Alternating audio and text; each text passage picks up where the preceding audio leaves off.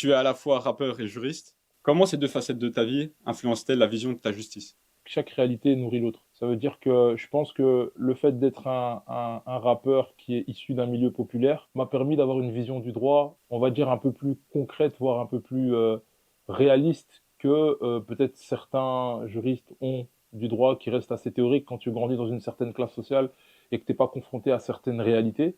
Et je pense que de l'autre côté, la vision du droit qu'on a, telle qu'on la conçoit, d'un point de vue, on va dire, point de vue d'une communauté issue de la minorité, bah, il change quand tu arrives, en fait, quand tu arrives en cours et que tu arrives devant ces gens, enfin, devant les professeurs et devant la réalité du droit, tu te rends compte, en fait, que tu as une conception erronée du droit comme il est construit et comme il est appliqué.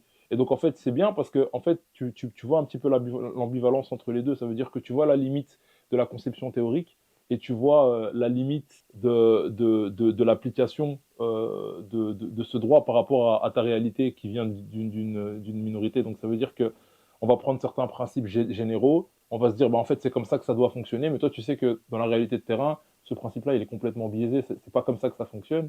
Et à l'inverse, tu comprends pourquoi est-ce qu'on réfléchit à ce principe général-là, parce qu'on n'est pas concentré nécessairement que sur ta minorité, mais sur un plan beaucoup plus macro. Donc je trouve que les deux se complètent bien.